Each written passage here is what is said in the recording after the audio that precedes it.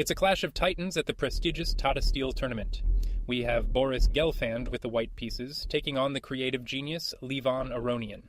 This promises to be a battle of deep strategy and sharp tactics. The game kicks off with a classic Queen's Gambit declined.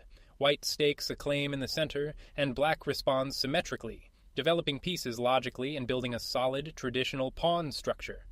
The maneuvering continues. Gelfand reroutes his knight from b1 all the way over to f3, while Aronian completes his development, castles his king to safety, and prepares for the middle game fight. Gelfand finds the perfect square, bringing his knight back to c3. This is a fantastic, and in fact, the only move to keep his advantage. The point is this beautiful central idea. The knight is ready to hop into d6, then the pawn can push to c5, the other knight aims for the e4 square, and after the trade, white is simply winning a piece. Aronian responds with pawn to f5, creating a stonewall-like formation. Gelfand clarifies the central tension by capturing on d5, and after the recapture, develops his bishop to the strong d3 square. The pieces dance for control of key squares. Gelfand's knight lands on the powerful e5 outpost, challenging black's position. Both players arrange their forces, and the stage is set for a major middle game confrontation. And here, Gelfand uncorks the brilliant bishop to h2. This is a deep positional pawn sacrifice with the idea that if black captures on e5, white can play f3 and win the piece right back with a superior position. Aronian takes the bait. A flurry of exchanges erupts on the e5 square as knights and bishops are traded off, completely transforming the central pawn structure, and Gelfand recaptures with pawn takes e5. The perfect choice and the only move to maintain his edge, creating a passed pawn and opening lines for his pieces.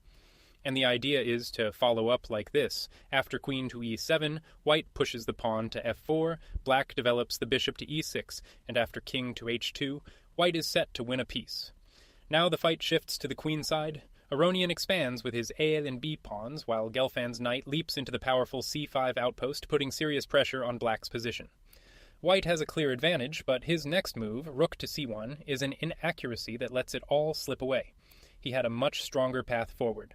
The best try was knight to b3. If queen takes the pawn on e5, white can snap off the pawn on c6. After rook to a6, the pawn pushes to f4, and white is much better. But back in the game, Gelfand plays rook to c1, and suddenly Aronian has a way back into the fight. Aronian immediately seizes the opportunity as his queen takes the pawn on e5. Gelfand responds by kicking the queen with pawn to f4, and Aronian finds a brilliant reply, queen to d6. Another fantastic sound sacrifice. The idea is to invite a trade on e4, which would shatter white's pawn structure and give black a long-term advantage. Gelfand accepts the offer, and the pieces are exchanged on e4. Now black's attack begins to flow. The queen swings to g6, and the h-pawn starts rolling down the board, creating major threats against the white king. We head towards an endgame. White's knight finds a good post on d4, but black's pressure is relentless. The h-pawn marches forward, and a rook joins the attack on the king side. The rooks take over the board. Aronian doubles on the f-file, creating a massive battery aimed at white's king, while Gelfand tries to generate some counterplay with his own rook on the a-file. And here, Aronian makes a significant mistake. He plays his rook to f7, which looks natural, but it misses the danger and gives white a golden opportunity. There was a much safer defense. The correct move was bishop to c8. Then, after queen to c5, black can push the pawn to d4, and after queen takes d4, the rook lifts to d6, and the position is fine for black. But instead, he plays rook to f7, and this should have been the losing move. Gelfand has a forced win right here, but under pressure, he misses it. He plays queen to d8 check, letting Aronian completely off the hook. The winning move was rook to a8, check. After king to h7, the queen comes to d8 anyway, the king is forced to h6, and the other rook swings to a1, and white's attack is decisive. But he missed that chance. In the game, queen to d8 check is played, and the win is gone. Aronian finds the only move to save the game. King to h7 is the perfect reply, solidifying his king's position and getting him right back into the fight.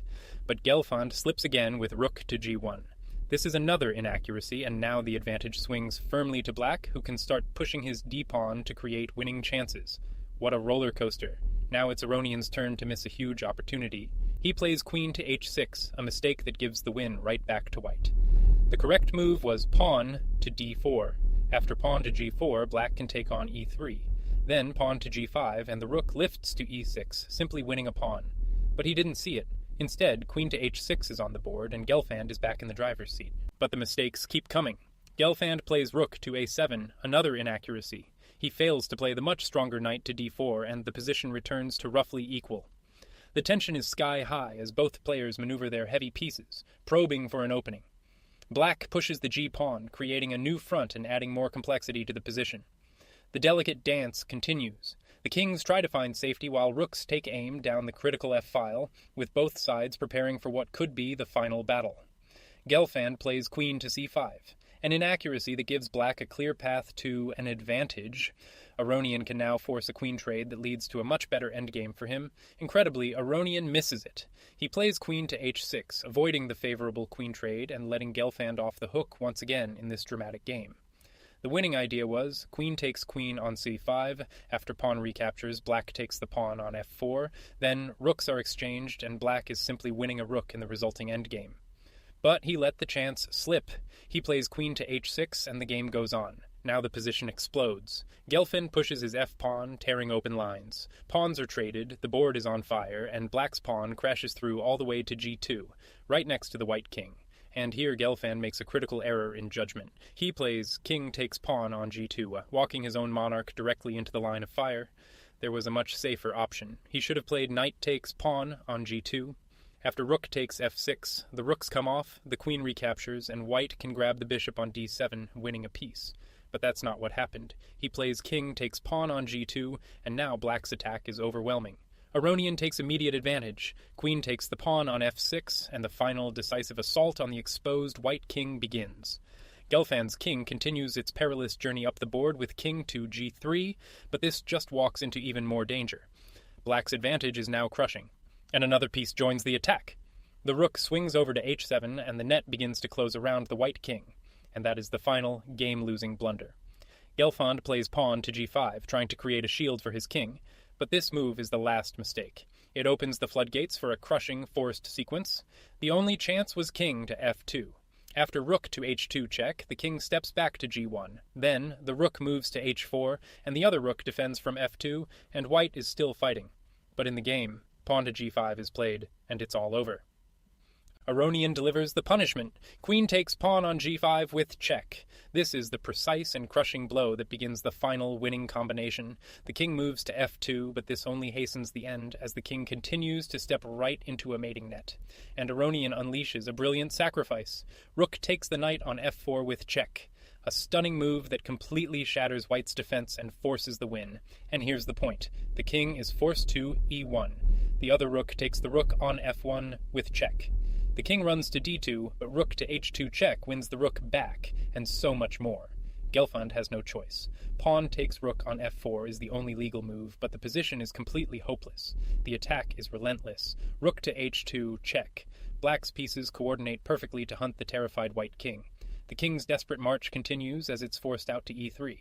There is no escape. And another check. Queen to g3, relentlessly driving the king further into the open. The king is now forced all the way out to d4, a sorry sight in the center of the board. The pursuit continues with queen to g7, check. Aronian is playing with machine-like precision. The king is driven back to e3, but there are no safe squares left. And the final move of the game, rook to h3, check. At this moment, Gelfand resigns the game. Black wins. After a wild, complex game full of brilliant ideas and shocking mistakes from both sides, Aronian finishes with a spectacular king hunt. Gelfand resigned because he saw that mate was completely unavoidable. Here's just one sample of the forced mating sequence. The king must go to d2. Queen to b2 is check. The queen blocks on c2, but now pawn to e3 is check. The king is forced to e1, and its mate in just a few more moves.